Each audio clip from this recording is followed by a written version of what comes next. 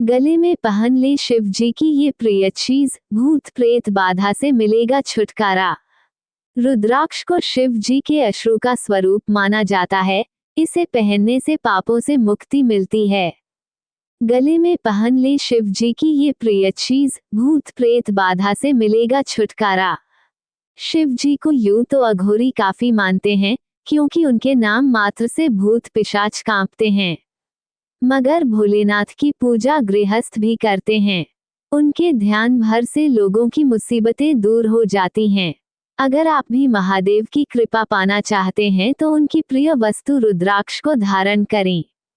तो क्या है इसकी खासियत और कैसे करें असली रुद्राक्ष की पहचान, आइए जानते हैं। 1. रुद्राक्ष को शिव जी के आंसुओं का रूप माना जाता है।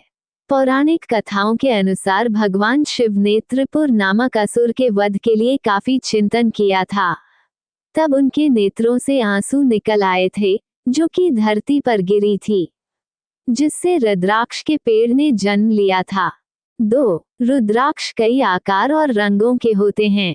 इसमें बादामी, लाल, पीला एवं भूरा आदि शामिल है। आजकल बाजार में कई तरह के रुद्राक्ष मिलते हैं, मगर ज्यादातर लोग बिजनेस के लालच में नकली रुद्राक्ष बेच रहे हैं।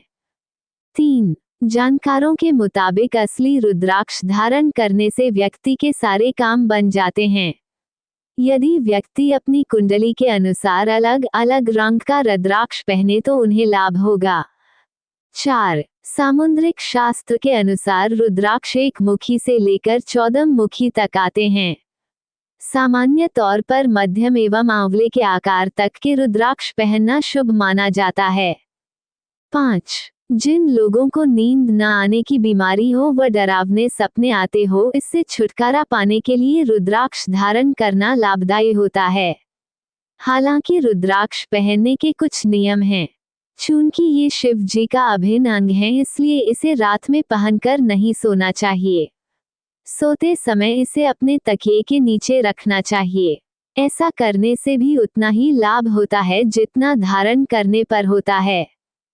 6. जिन लोगों को दिल की बीमारी व ब्लड प्रेशर आदि रोग होते हैं, उन्हें एक मुखी रुद्राक्ष पहनना चाहिए।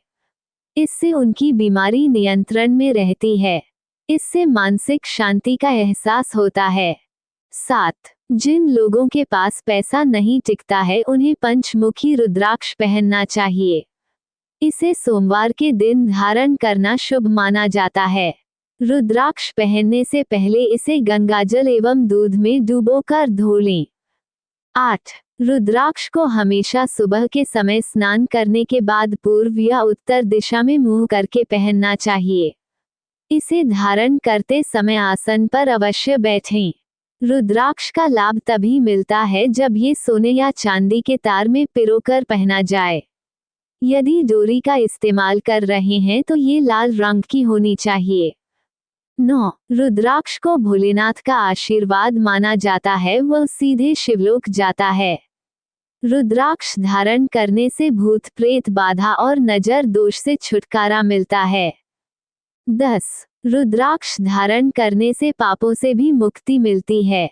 माना जाता है कि जिन घरों में पूजा के स्थान पर एक मुखी रुद्राक्ष की पूजा की जाती है, वहां मां लक्ष्मी का हमेशा वास रहता। क्या आपको पता है शिव कौन है और उनकी शक्ति कौन है? महाशिवरात्रि पर्व सन 2021 में 11 मार्च को मनाया जाएगा। इस दिन भगवान शिव शंकर की पूजा की जाती है। जाने माने लेखक एवं आध्यात्मिक वक्ता आचार्य प्रशांत के शिव एवं शिवत्व को लेकर विचार काफी दार्शनिक एवं वैज्ञानिक हैं। इस लेख में वह शिव, शक्ति एवं चेतना के बारे में समझाते हैं। शिव स्रोत हैं शक्ति के, पर स्वयं कभी गति नहीं करते। शिव की गति को ही शक्ति कहते हैं। जब तक शिव हैं और शक्ति हैं, मामला बिल्कुल ठीक है, क्योंकि शक्ति का पूर्ण समर्पण, शक्ति की पूर्ण भक्ति शिव मात्र के प्रति है। वहां कोई तीसरा मौजूद नहीं। शिव शक्ति के बीच में किसी तीसरे की गुंजाइश नहीं, तो वहां पर जो कुछ है बहुत सुंदर है। शिव केंद्र में बैठे हैं, ध्यान में अचल, और उनके चारों तरफ गति है, सुंदर नृत्य है शक्ति का। वहाँ किसी प्रकार का कोई भेद नहीं, कोई द्वंद्व नहीं, कोई टकराव नहीं, कोई विकल्प नहीं, कोई संग्राम। आदमी भी शिव शक्ति का ही खेल है, बस दिक्कत यह है कि यहाँ पर तीसरा बैठा हुआ है। अरे, यह क्या हो गया? तुम्हारे हृदय में शिव हैं, लेकिन तुम्हारी गति में विशुद्ध शक्ति है कि नहीं, वो निर्भर करता है तुम्हारी चेतना पर, और चेतना निर्णय ले सकती है। जब शिव और शक्ति मात्र हैं, तो हमने कहा वहाँ कोई विकल्प नहीं होता।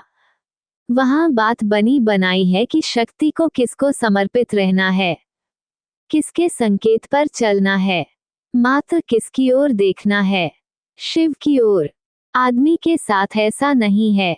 आदमी के हृदय और आदमी के जीवन के बीच में मन बैठा हुआ है, और मन के पास दुर्भाग्यवश अधिकार है निर्णय का, विकल्प का। शक्ति निर्विकल्प है। शक्ति को शिव के अलावा कुछ दिखाई नहीं देता। शक्ति निर्विकल्प है। शक्ति से पूछो, तुम्हारा मालिक कौन, स्वामी कौन? उसे सोचना नहीं पड़ेगा, वह तुरंत कहेगी शिव। आदमी का मन ऐसा नहीं है, उसके पास विकल्प हैं। वो ये भी कह सकता है कि मेरे मालिक शिव हैं, और यह भी कह सकता है कि मैं अपना मालिक स्वयं हूँ। गड़बड़ हो गई ना? जब आदमी कह देता है, आदमी से मेरा तात्पर्य है आदमी का मन, कि मेरे मालिक शिव हैं, तो वह निर्विकल्प हो जाता है। फिर उसकी ऊर्जा निर्विकल्प होकर के बहती है। उसे सोचना विचारना नहीं पड़ता, निर्णय नहीं करना पड़ता, जीवन में द्वंद्व नहीं बचते। वह बैठकर सिर नहीं पटकता कि क्या करूं, क्या ना करूं। तुम नहीं पाओगे कि उसके चित्त की दशा ज्वार भाटे की तरह है कि रंग बदल रही है बार बार, क्योंकि उसने तो तय कर लिया। उसने अब डोर सौंप दी। उसने अब यह अधिकार ही अपने पास नहीं रखा कि कुछ और भी हो सकता है। जो होना था वह हो गया, मुकदमे का फैसला आ गया है, निर्णय हो गया है। आखिरी बात हो गई है, डब्बा बंद। क्या आपको पता है शिव कौन है और उनकी शक्ति कौन है? लेकिन मन यदि अभी वैसा नहीं हुआ है, मन अगर अभी निर्णय का अधिकार अपने पास सुरक्षित रखना चाहता है, तो कभी तो ऐसा होगा कि वो कहेगा, शिवोहम शिवोहम, मैं शिव हूँ, मैं शिव का परम भक्त हूँ, और शिव के अलावा मुझे कोई दिखाई नहीं देता। उन क्षणों में क्या बात होगी मन की? बहुत सुंदर लगेगा, रस की गंगा बहेगी।